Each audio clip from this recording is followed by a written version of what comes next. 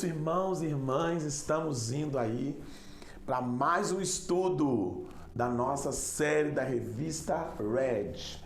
A revista Red é a revista que nós usamos na nossa igreja para estudos bíblicos. É uma série de fundamentos da fé. Nós vimos aí uns 2 ou 3 estudos para trás a questão do criacionismo, estamos falando sobre a criação de Deus, estamos falando sobre tantas coisas. No último estudo nós falamos da formação do homem, né? E dessa complexidade, dessa máquina chamada homem, né? E vimos no último estudo que o homem é corpo, alma e espírito, tudo dotado para glorificar a Deus. No estudo de hoje, nosso 8º estudo da nossa revista, nós vamos falar sobre a Trindade Divina, verdades insondáveis sobre a Trindade Divina. O estudo é baseado pelo pastor Roberto Monteiro de Castro e o texto bíblico que vamos usar para nortear o nosso estudo bíblico é o de Mateus, capítulo 28, versículo 19, né, que fala: portanto, vades ou ides, fazei discípulos de todas as nações, batizando-os em nome do Pai, do Filho e do Espírito Santo. Pai, Filho e Espírito Santo.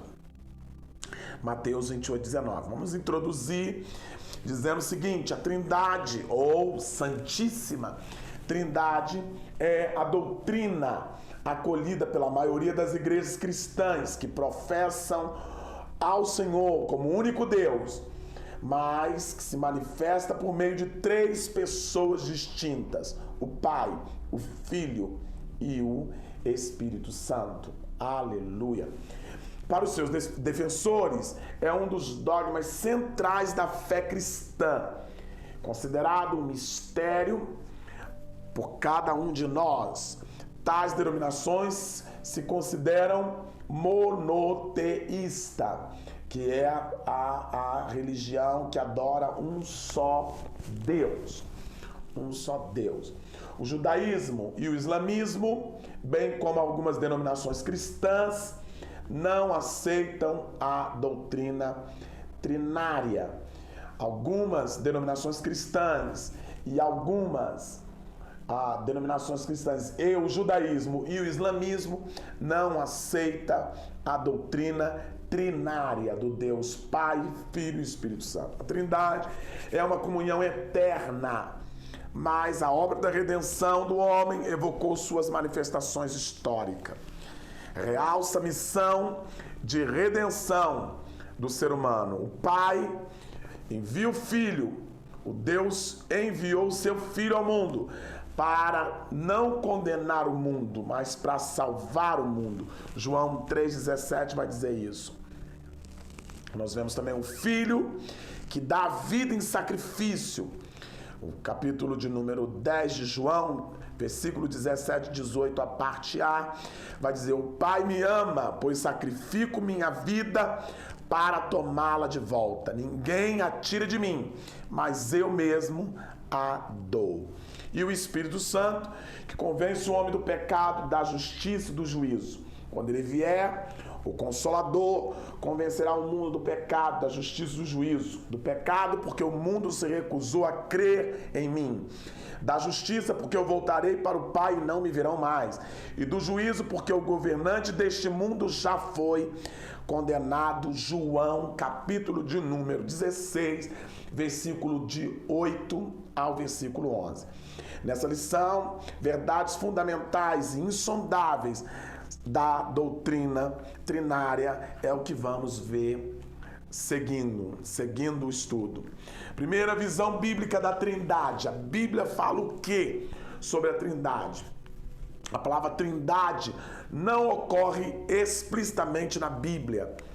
Então você não vai encontrar lá a Santíssima Trindade. Ela não existe essa palavra na Bíblia. A doutrina propriamente dita foi e se firmou como implícita na revelação bíblica ao longo dos séculos, o desenvolvimento do cristianismo com os pais da igreja.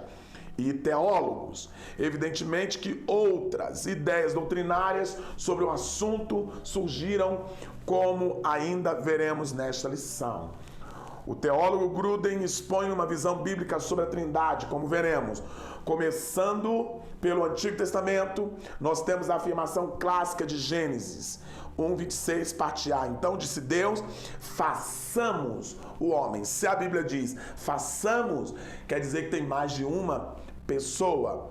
O uso do nós e nosso implica que mais de uma pessoa estava envolvida na criação. Certamente não se referiam a anjos, pois o verso seguinte afirma que somos a imagem de Deus e não de anjos. Criou Deus o homem à sua imagem, a imagem de Deus o criou, homem e mulher o criou. No Novo Testamento, a visão bíblica, essa visão bíblica da Trindade, fica explicitada, por exemplo, no batismo do Senhor Jesus. Os céus se abriram e ele ouviu o Espírito de Deus descendo como pomba e pousando sobre ele. Então uma voz do céu disse: este é meu filho amado, em quem tenho prazer. Mateus 3:16 e 17. Outro episódio trinário foi por ocasião do envio dos discípulos na grande comissão. Jesus disse: portanto, vão e façam discípulos de todas as nações, batizando em nome do Pai, do Filho e do Espírito Santo.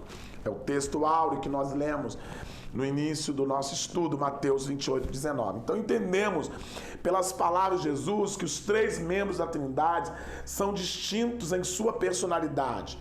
Essa mesma ideia encontramos na Epístola de Judas, que diz o seguinte, Judas 1:20 e 21 diz, essa mesma ideia encontramos na Epístola de Judas, que diz: edifiquem-se, porém, amados, na santíssima fé que vocês têm, orando no Espírito Santo, mantenhando-se no amor de Deus, enquanto esperam que a misericórdia do nosso Senhor Jesus os leve para a vida eterna. Judas destaca as três pessoas da Trindade nesse versículo. Judas, capítulo 1, versículo 20 e 21.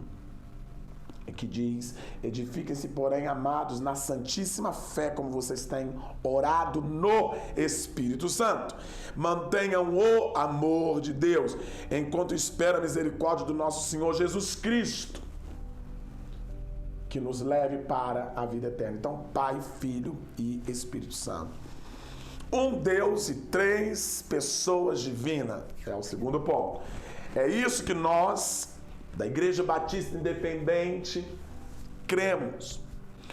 Como a maioria dos teólogos e das denominações cristãs, na nossa declaração de fé, nós afirmamos, no segundo ponto, cremos num só Deus, trino, Pai, Filho e Espírito Santo. Criado e Criador de todas as coisas, governador do universo, o qual é justo e amoroso com todos. Eu tenho um problema de falar sobre essa questão da Trindade, né? Porque é difícil entender a Trindade bíblica, né? A gente tem um pouco de... Ainda mais essa geração que não é a geração antiga, que experimentou aquele som 3 em 1. Eu costumo dizer que a Trindade pode ser comparada a um som de 3 em 1. Ele é um som, mas tem 3 funções em uma só.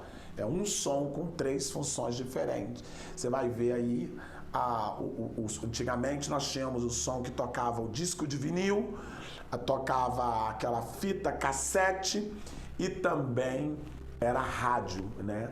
Mas uma forma mais clara ainda de explicar é o nosso dedo.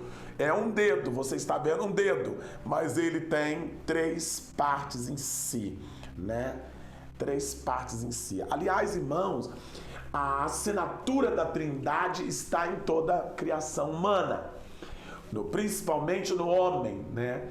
Você vê, no próprio dedo nós temos três partes.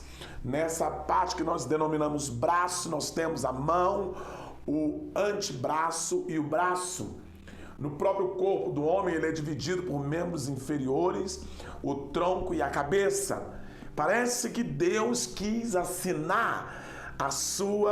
deixar a sua assinatura em toda a criação. Aleluia! Eu tenho quase certeza que o Senhor quis deixar a assinatura dele em sua criação. Somos corpo, alma e espírito, né? E eu acho muito interessante, boca, nariz, olho, né? É muito interessante você observar essas coisas. Até na criação externa, nós temos o dia, nós temos a manhã, a tarde e a noite, né? Até nisso nós vemos a assinatura de Deus.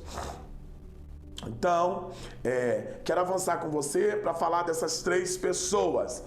É isso que nós, batistas independentes, cremos, né?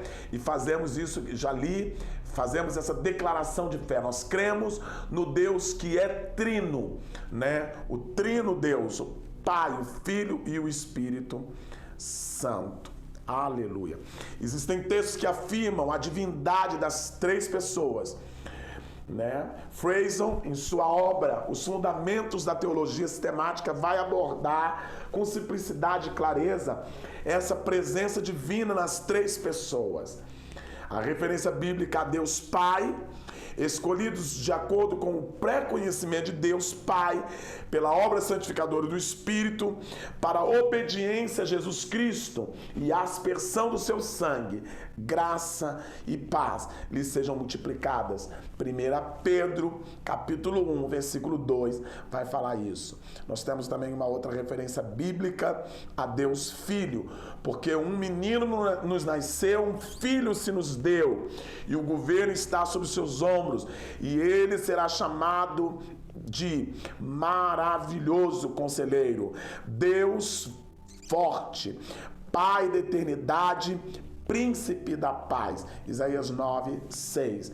E também nós temos a referência bíblica do Espírito Santo. Pedro cita que Ananias mentiu ao Espírito Santo e depois afirma: você não mentiu para o homem, mas para Deus. Atos 5, 4 são textos que ajudam a sustentar a crença de que Deus é trino, Pai, Filho e Espírito Santo. Não me pergunte como funciona isso, se eles são três dentro deles, porque existem textos bíblicos que diz que Jesus está à destra de Deus. Então isso dá a ideia de que eles são três pessoas distintas, né? Que Jesus está sentado à destra de Deus e que o Espírito Santo repousa sobre a igreja. Então eles são três em um só, né? É complexo de ter esse entendimento, mas o Espírito Santo vai abrir o seu entendimento, você entender que você serve um Deus que é trino. Aleluia. Aspectos presentes na Trindade. Nós vamos ver na sua obra Manual de Teologia Sistemática, o teólogo Zacarias de Aguiar diz e desenvolve esse tema, destacando alguns aspectos importantes na defesa teológica da doutrina da Trindade. Primeiro aspecto que ele defende, a pessoalidade. O Pai é um ser pessoal, tem capacidade para pensar, criar, decidir, escolher, executar, segundo a sua vontade e propósito. Um ser com qualidades morais, como santidade, justiça e bondade. Sobre a pessoalidade do Filho, as Escrituras deixam claro que Jesus Cristo foi uma pessoa, né? Uma pessoa encarnada, comprovada pela história e pelas testemunhas oculares, que tem gente que acha que Jesus não tinha corpo físico, né? Tem alguns que acreditam nisso, mas nós acreditamos que Jesus, como diz a palavra, foi gerado no ventre de Maria e ela concebeu, a virgem conceberá e dará à luz a um filho e o seu nome será Jesus, Emanuel, né? O Deus conosco. E há texto bíblico que diz que Jesus, ele é 100% homem e 100% Deus. Então é a pessoalidade de Jesus, né? A Bíblia diz que era necessário que em Jesus se tornasse semelhante aos irmãos, nós humanos. Hebreus 2:17. E que a nossa semelhança foi tentado em todas as coisas porém sem pecado. E nesse ponto eu quero dizer aos irmãos que Jesus, apesar de ser 100% homem, ele não era 100% essência adâmica, porque Jesus não é fruto do esperma de José. A Bíblia diz que Maria vai ficar grávida pelo poder do Espírito Santo antes de se casar com José. Aleluia! Ela vai ficar grávida milagrosamente do Espírito Santo, né? E ela fica com medo, tem toda uma situação ali. Inclusive, para alavancar esse comentário, eu quero convidar você a ler comigo o livro de Mateus, no capítulo de número 1. Capítulo de número 1, versículo de número 18. Foi assim que Jesus Cristo nasceu. Maria, sua mãe, estava prometida para se casar com José. Mateus 1,18. Antes do casamento, porém, ela engravidou pelo poder do Espírito Santo. Mateus 1,18. José, seu noivo, era um homem justo, íntegro, e resolveu romper a união em segredo, pois não queria envergonhá-la como uma separação pública. Enquanto ela pensava, enquanto José pensa em largar Maria, capítulo 1, versículo 20, o anjo do Senhor vai aparecer para ele em sonho e dizer: não tenha medo de receber Maria como sua esposa, pois a criança que está dentro do seu ventre foi concebida pelo Espírito Santo. Ela dará à luz a um filho, você irá colocar o nome de Jesus. Ele salvará o seu povo dos seus pecados. Tudo isso aconteceu para cumprir o que o Senhor tinha dito pelo profeta, dizendo: a virgem ficará grávida e dará à luz a um filho e chamarão Emanuel, que quer dizer Deus conosco. Então, Jesus é fruto do Espírito Santo, 100% homem, mas 100% Deus. Ele não tem nele essa essência pecaminosa, e é aí quem Deus vai quebrar o poder do pecado, né? Porque todas as pessoas que nascem depois de Adão vêm debaixo desse viés pecaminoso, essa essência que eu costumo dizer, digo lá na minha igreja, e aproveitando esse canal para divulgar isso, eu costumo dizer que pecado não é beber, nem matar, nem roubar, apesar de que a Bíblia proíbe essas coisas, porque se a pessoa não bebe, não mata, não cobiça, não faz nada de errado, ela não é pecadora? Ela é pecadora. Ela herdou o pecado como herança adâmica, como herança de Adão. É a essência que está dentro do ser humano. Agora chega na hora de Jesus nascer, ele não é fruto do esperma de José e nem de Maria. Ele é colocado milagrosamente em Maria, e ela vai dar à luz ao Emanuel, o Deus conosco. E isso é maravilhoso falar sobre isso, irmãos, porque eu não tenho mais que viver uma vida pautada em desempenhos, altos desempenhos. Eu vou desfrutar e viver a graça de Deus que é sobre mim, porque eu sou um homem miserável, como disse Isaías, miserável, homem que sou, né?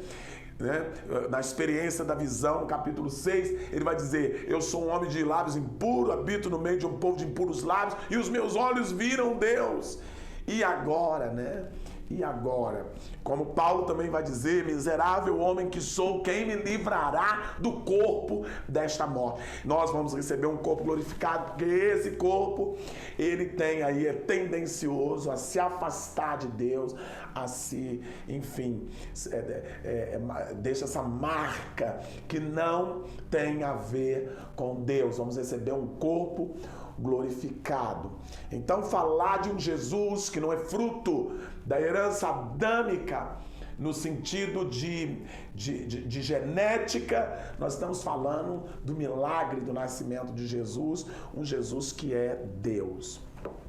E a Bíblia também vai falar do Espírito Santo como pessoa que tem sentimento, manifestada e manifestam pela questão do pecado. A Bíblia diz: não entristeça o Espírito Santo de Deus, com o qual fosse selados para o dia da redenção. Então mostra que o Espírito Santo tem sentimento. Se você não pode entristecê-lo, ele tem sentimento. Efésios 4:30 e ainda Mateus 12:31 e Atos 5:3 e 4. Nós estamos falando dos aspectos presentes na Trindade. Falamos do primeiro aspecto em nível de pessoalidade, falamos da pessoalidade de Deus, da pessoalidade de Jesus, da pessoalidade do Espírito Santo. Agora vamos falar da distinção. O Pai e o Filho são distintos entre si. Cristo é o unigênito do Pai, João 1,14. Ele é o Filho dado ao mundo, João 3,16. Santificado pelo Pai, João 10,36. Quando a Bíblia diz que Jesus e o Pai são um, não anula a verdade da distinção pessoal entre eles, mas refere-se à igualdade na natureza divina de ambos. Pai e Filho também são distintos como pessoa, né, do Espírito Santo. Jesus roga ao Pai que envie o Espírito Santo. João 14:16-17. Jesus envia o Espírito Santo da parte do Pai. João 15:26. A gente vê a distinção do Pai, do Filho e do Espírito Santo. Mas também tem o ponto e fecho essa questão agora com a unidade dos três. A Bíblia é clara em ensinar sobre a unidade divina entre as pessoas da Trindade. Jamais percebemos a ideia de três deuses. Nós não encontramos na Bíblia três deuses. Existe um só Deus, Pai, Filho e Espírito Santo. Tiago diz que o fato de ser um só Deus é uma realidade que até os demônios creem e estremece. Tiago 2,19. E João também vai registrar as palavras de Jesus dizendo: eu e o Pai somos um. Então nós não estamos falando de três deuses. O Deus Pai, o Deus Espírito e o Deus Filho. Não estamos falando, eles são três, mas eles são um só Deus. Aleluia. Vamos partindo para o nosso ponto final, já da nossa lição, que hoje se propôs estudar verdades insondáveis na Trindade Divina. Os apóstolos e a Trindade. Temos nas páginas do Novo Testamento textos apostólicos importantes tratando da Trindade, ainda que de maneira indireta, sem o uso de expressão que se firmou nos séculos depois. Nós vamos ver. O apóstolo João, no capítulo 1 do seu evangelho, João fala claramente de Cristo, sua divindade, inclusive sua atuação presente na criação. No princípio era o Verbo, a palavra, e o Verbo era Deus. E o Verbo se fez carne e habitou entre nós. Aleluia. Ainda em sua carta, João diz que Cristo revelou e nos trouxe comunhão com o Deus verdadeiro. Agora vivemos em comunhão com o Deus verdadeiro porque vivemos em comunhão com o seu Filho, Jesus Cristo. 1 João 5,20 está dizendo isso. E fala que o Espírito da verdade é testemunha da obra de Cristo, manifestada em água e sangue, contexto do seu batismo e crucificação. Este é aquele que veio por meio da água e sangue, Jesus Cristo, não somente por água, mas por água e sangue. E o Espírito é quem dá testemunho, porque o Espírito é a verdade. 1 João 5:6. Nós também vemos aí o apóstolo Pedro, que faz menção de que os profetas falaram dos sofrimentos de Cristo por meio do Espírito que neles atuavam. 1 Pedro 1:11. Já no versículo 12, o apóstolo Pedro diz que esse mesmo Espírito Santo veio dos céus sobre os apóstolos para anunciar o Evangelho. O Espírito de Deus, aleluia, de Cristo, Santo é pessoa clara na Trindade. O Espírito de Deus, o Espírito de Cristo e o Espírito Santo são pessoas claras na Trindade. No versículo 3 da sua primeira carta, do apóstolo João, do apóstolo Pedro, 1 Pedro, capítulo de número 3, diz o seguinte, no primeiro verso diz, em que a Trindade está presente e atuante na redenção, na ressurreição vivifical. O texto diz, 1 Pedro 3,18 diz, pois também Cristo sofreu pelos pecados uma vez por todas, o justo pelos injustos, para conduzir-nos a Deus. Ele foi morto no corpo, mas vivificado pelo Espírito. E o apóstolo Paulo, no capítulo 8 da carta aos Romanos, nós vamos achar um texto teológico sobre a justificação. E já nos 3 primeiros versos, o conceito da Trindade está vivo e presente. Vamos observar. Não há condenação para quem está em Cristo, versículo 1 de Romanos 8. Cristo traz a lei do Espírito da vida para libertar do pecado e da morte. Versículo 2. Deus Pai enviou o seu único Filho como oferta pelo pecado. Versículo 3. Já no versículo 9, você vai ver o apóstolo Paulo falando sobre o Espírito de Deus, o Espírito de Cristo, e assim vai no capítulo de número 8 de Romanos, nos versículos de 1, 2, 3, versículo 9, e aí o capítulo 8 recheado da revelação da Trindade. Já no versículo 17, fala da nossa herança eterna, que somos herdeiros de Deus e co-herdeiros de Cristo Jesus. No versículo 26 e 27 vai falar da intercessão do Espírito em nosso favor, né, levando nossas súplicas com gemidos inexprimíveis, gemidos que não podem ser explicados. É impossível estudar as páginas do Novo Testamento sem encontrar constantemente citações recorrentes sobre as pessoas da Trindade Santa. A Bíblia no Novo Testamento revela um Deus trino.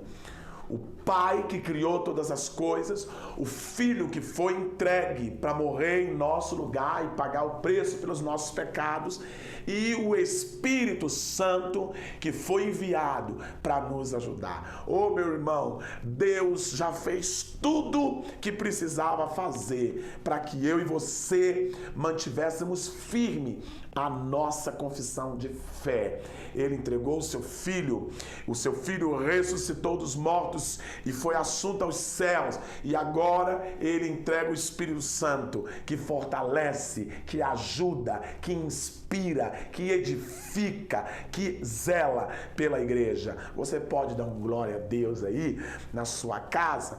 Nós concluímos nessa já noite ou tarde, eu não sei quando é que você vai estar vendo esse estudo, mas concluímos dizer que devemos humildemente reconhecer a doutrina da Trindade e reconhecer que ela está acima de nossa compreensão humana e é, na verdade, um mistério. Eu, com esse estudo, não quero definir, porque surgem muitas questões. Como é que é Deus, né? Como é que é ser 3 em 1? Né? Nós não queremos esgotar, mas é um mistério. Mas queremos afirmar de que cremos nesse Deus trino. Nem por isso deixa de ser uma divina ou uma divina realidade que, depois de muita discussão, divergência, nos primeiros 3 séculos da nossa era, vai se consolidar como doutrina preciosa entre a maioria dos cristãos. Pai, Filho e Espírito Santo. 3 pessoas distintas, porém divinamente unidas.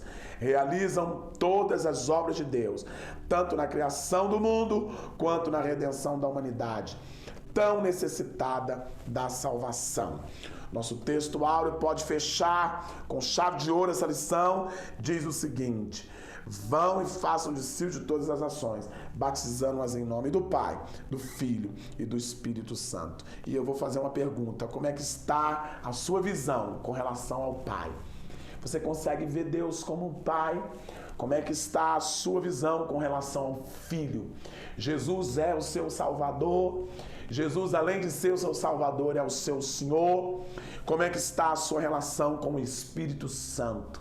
Você tem deixado o Espírito Santo obrar dentro do seu ser, transformando você à imagem de Jesus? Sirvamos ao Deus Trino de todo o nosso coração, que a bênção dele seja sobre as nossas vidas. Eu quero ver se eu disponibilizou aqui algum texto bíblico para afirmar ou reafirmar aquilo que nós estamos falando. Mas a verdade é essa. Servimos um Deus que é 3 em 1, que opera tudo em todo lugar. A Ele seja a glória, e não somente hoje, aqui nesse estudo, mas para todo sempre. Vamos orar? Senhor, nós te louvamos. E louvamos, Senhor, porque não há Deus como o Senhor.